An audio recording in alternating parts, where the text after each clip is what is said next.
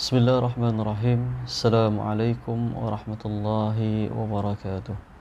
Inna hamdalillah nahmaduhu wa nasta'inuhu wa nastaghfiruh wa na'udzu billahi min syururi anfusina wa min sayyiati a'malina.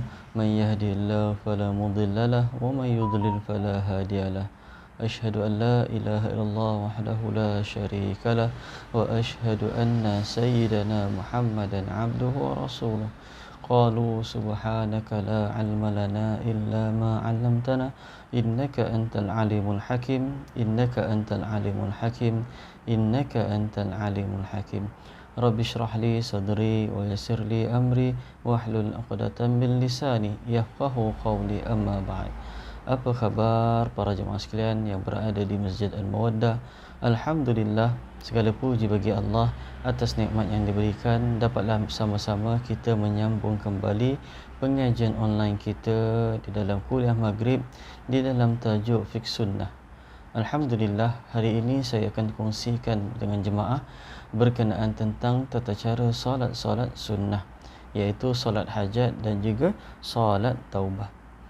Imam Ahmad meriwayatkan dengan sanad yang sahih daripada Abu Darda bahawa Nabi SAW bersabda, "Man tawadda'a fa asbagha al-wudu thumma shalla rak'ataini yutimmuhuma a'tahu Allahu ma sala mu'ajjalan aw mu'akhkharan."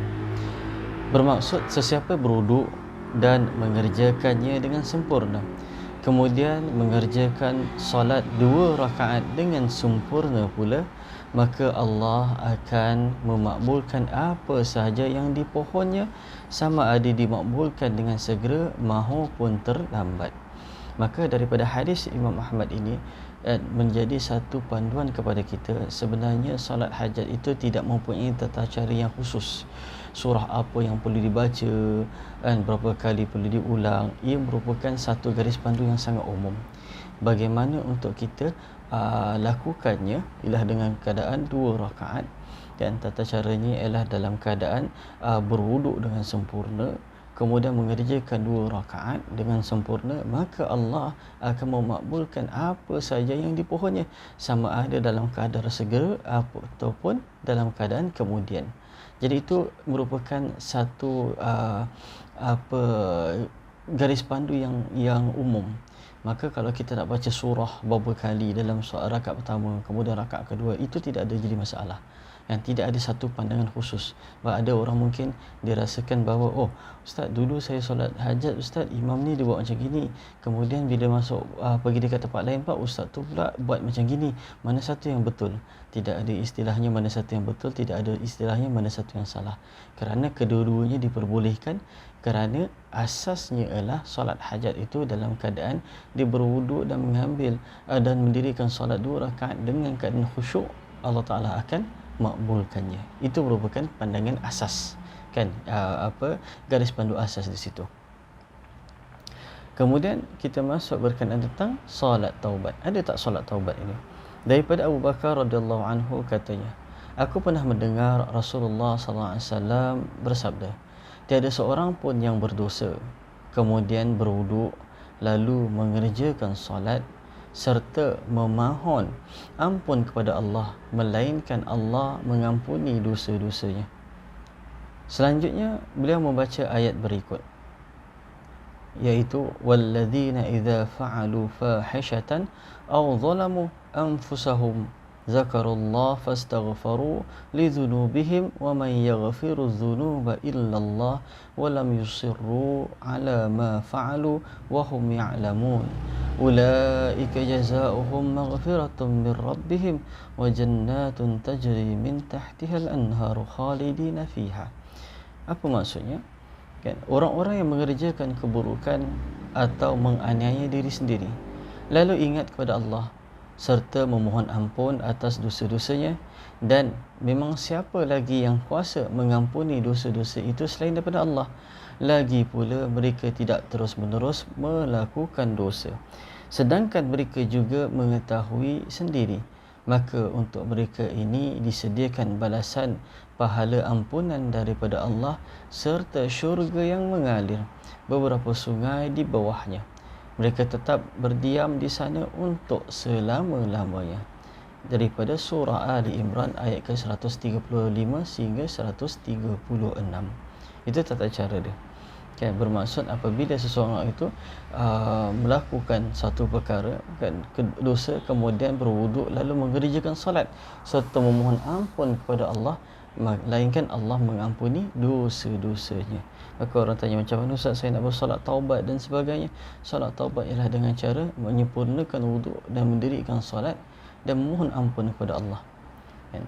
Daripada At-Tabari dalam kitab Al-Kabir dalam sanad hasan meriwayatkan daripada Abu Darda bahawa Nabi SAW bersabda, barang siapa berwuduk dan mengerjakannya dengan sempurna, kemudian berdiri mengerjakan solat sebanyak 2 rakaat atau 4 rakaat, sama ada solat fardu maupun solat sunat, maka Allah mengampuni dosa-dosanya dengan syarat mengerjakannya dengan sempurna ketika rukuk dan sujud, dan setelah itu dia memohon keampunan kepada Allah.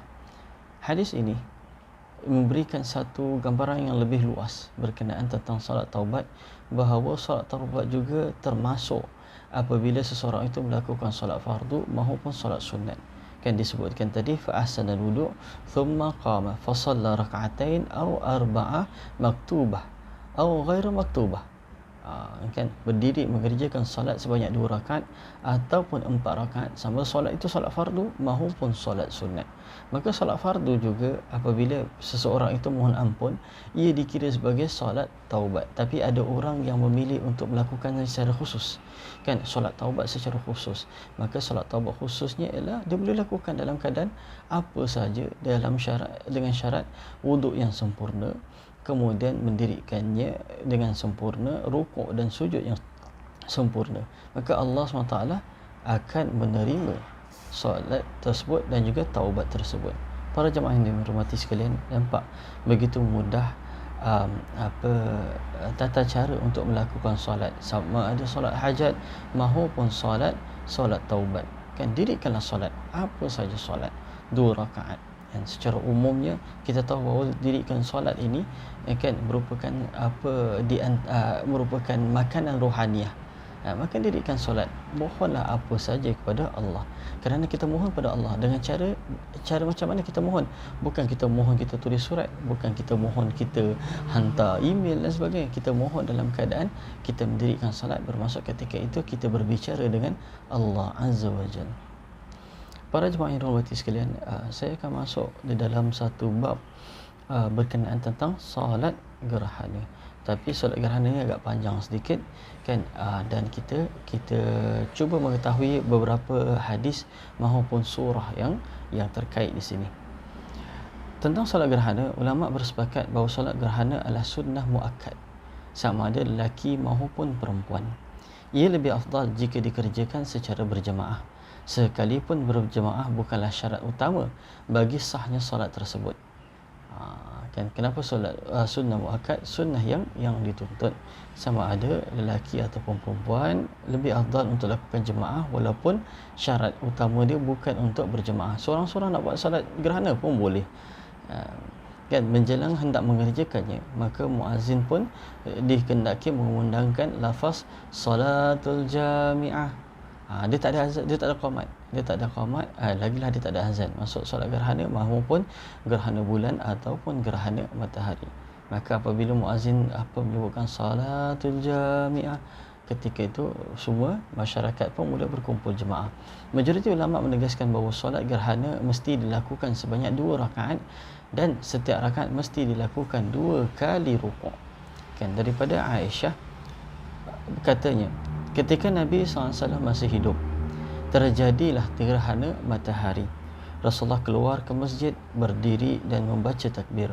Mendengar itu, para sahabat pun berdatangan dan berbaris di belakangnya. Beliau membaca surah yang panjang. Selanjutnya, beliau membaca takbir dan rukuk. Beliau memanjangkan waktu rukuk, di mana waktu rukuk hampir sama dengan waktu berdiri. Seterusnya beliau mengangkat kepala dan membaca Sami Allahu liman hamidah Rabbana walakal hamd. Lalu berdiri lagi dan baca surah yang panjang. Tetapi bacaan surah ketika itu lebih pendek berbanding dengan bacaan surah yang pertama. Kemudian beliau bertakbir dan rukuk. Ketika itu waktu rukuk lebih singkat berbanding dengan rukuk yang pertama. Setelah itu beliau pun sujud. Pada rakaat berikutnya beliau melakukan perbuatan yang serupa dengan rakaat pertama sehinggalah sempurnalah 4 rakaat dengan 4 kali rukuk dan 4 kali sujud. Setelah itu matahari muncul seperti biasa, dan ini berlaku sebelum beliau pulang ke rumahnya. Beliau terus berdiri dan menyampaikan khutbah, memuji Allah dengan pujian-pujian yang layak baginya. Tidak lama kemudian baginda pun bersabda, sesungguhnya matahari dan bulan merupakan 2 tanda dari sekian banyak tanda-tanda kekuasaan Allah Azza wa Jalla. Terjadinya gerhana matahari ataupun bulan bukanlah kerana kematian seseorang atau kehidupannya. Maka dari itu, jika kamu melihatnya, bersegeralah kamu untuk mengerjakan solat. Maka daripada hadis yang panjang ini menjadi satu kayu ukur oleh para ulama berkenaan tentang bagaimana solat gerhana itu dilakukan. Menurut pandangan Imam Syafi'i, dan menjadikan hadis ini sebagai dalil bahawa khutbah merupakan syarat sah solat. Abu Hanifah dan Malik boleh berkata tidak perlu ada khutbah di dalam solat gerhana. Khutbah Rasulullah SAW hanya bertujuan menolak dakwaan sesetengah orang yang beranggapan bahawa gerhana matahari disebabkan oleh kematian anaknya iaitu Ibrahim. Dan daripada situ, maka daripada sini para ulama fiqh mempunyai perbezaan pandangan.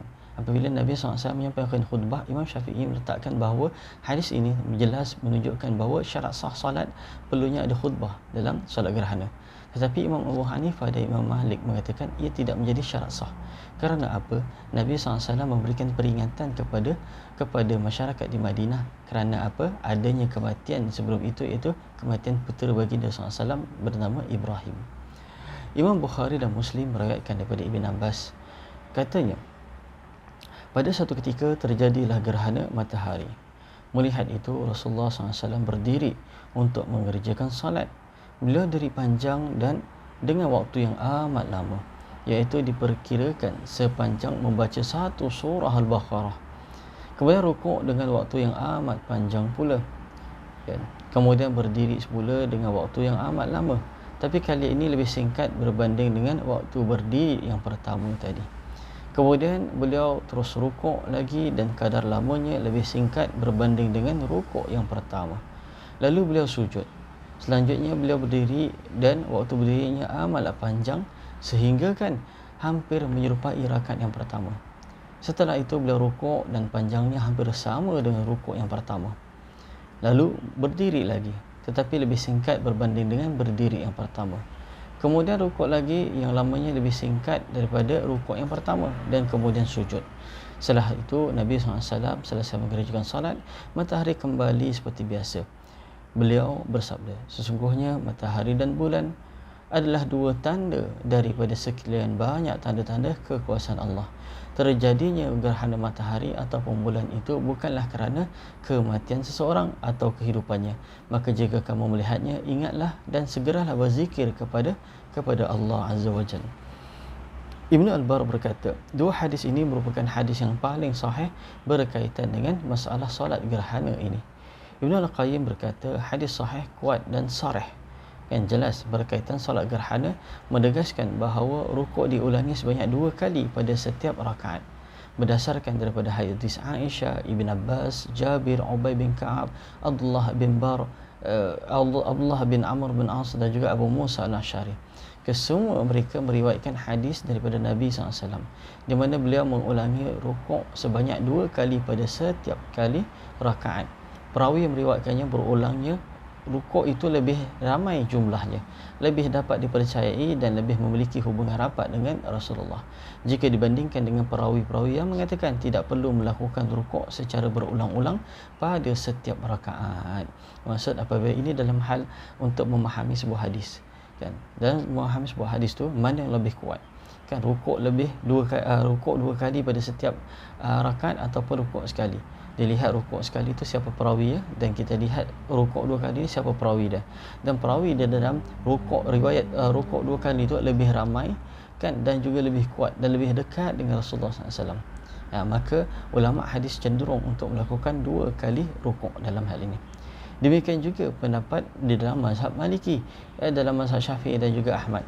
Tetapi Abu Hanifah berpendapat bahawa solat gerhana memang 2 rakaat, namun cara mengerjakannya sama dengan solat seperti mana solat hari raya ataupun solat Jumaat, sekali rukuk saja. Kan ini kerana apa? Berdasarkan hadis yang diriwayatkan oleh An-Nu'man bin Bashir, katanya Rasulullah SAW mengerjakan solat gerhana bersama-sama kami dan tata cara pelaksanaannya sama dengan solat yang kamu biasa kerjakan, iaitu dilakukan dengan cara rukuk dan sujud 2 rakaat 2 rakaat. Setelah itu beliau mohon sesuatu kepada Allah hingga matahari kembali seperti biasa. Daripada hadis Qubaisah Al-Hilali menjelaskan bahawa Nabi SAW bersabda, "Idza ra'aitum dzalika fasallu ka ahdathi salati sallaitumuha minal maktubah." Apabila kamu melihat gerhana, maka kerjakanlah solat sebagaimana layaknya kamu mengerjakan solat fardu.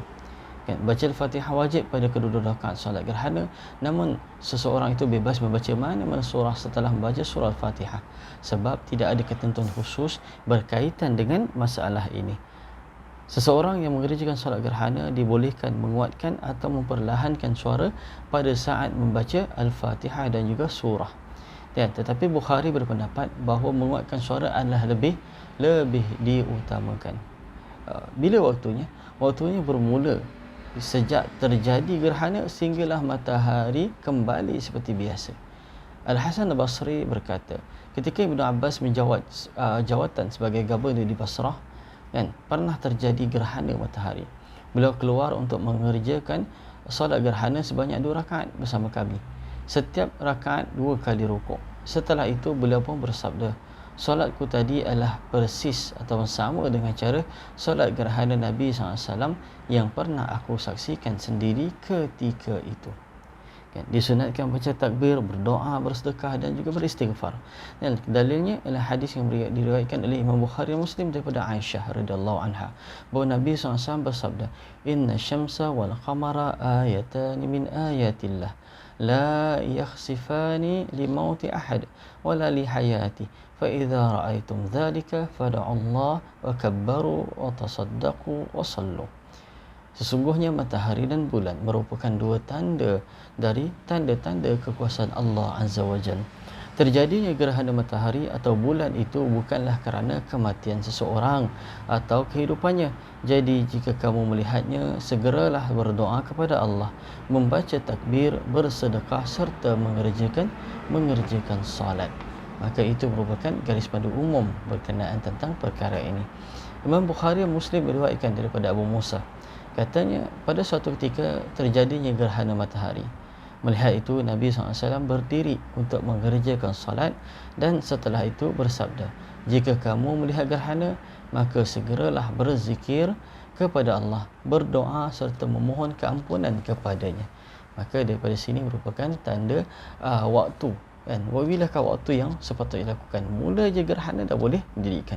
Dengan teknologi hari ini kita dapat tahu bila gerhana matahari dan bulan lebih awal, kan. Mereka akan maklumkan mengikut kajian sains ataupun astronomi, mereka mengatakan pada sekian-sekian akan berlakunya gerhana matahari. Jadi kebanyakan masjid bersedia ataupun mampu untuk menyediakan tempat, kan. Tetapi dalam keadaan cabaran COVID-19 kali ini, kan, bagaimana untuk kita lakukan? Daripada sini menjadi kaya ukur kepada kita bahawa kita boleh usahakannya dengan mendirikan di rumah masing-masing. Jadi kalau katalah berlaku ketika itu pukul 11 malam, sudah tentu masjid dah tutup, kan. Kalau dulu masjid tetap akan buka sebagai masjid, tapi masjid tutup, kemudian kita dirikan solat di rumah pada jam 11. Jadi kita tahu, kan, kalau siang, kalau jika masjid melakukannya, maka kita turut serta. Kalau tidak, maka kita boleh lakukan dalam keadaan kapasiti sendiri maupun dengan keluarga. Ini adalah sedikit sebanyak berkenaan tentang tata cara solat-solat sunnah. Kita akan masuk lagi beberapa solat-solat sunnah, di antaranya adalah tentang solat istisqa, kan. Kemudian akan masuk berkenaan tentang solat daripada sujud tilawah, kan. Adanya sujud tilawah, adanya doa dalam sujud tilawah, kan. Sujud tilawah agak panjang, jadi mungkin sujud tilawah tu saya akan bawa mungkin ada 2 sesi, kan akan ceritakan bagaimana cara dia dan keutamanya di situ insya-Allah. Wallahu a'lam. InsyaAllah para jemaah sekalian, kita akan sambung pada minggu-minggu akan datang. Aqulu qawli hadza astaghfirullahal azim wa lakum. Bismillahirrahmanirrahim. Subhanakallahumma wa bihamdika asyhadu an la ilaha illa anta astaghfiruka wa atubu ilaik. Bismillahirrahmanirrahim. Wal 'asr innal insana lafi khusr illa alladhina amanu wa 'amilus solihat wa tawasaw bil haqq wa tawasaw bis sabr. Wabillahi taufiq hidayah. Assalamualaikum warahmatullahi wabarakatuh.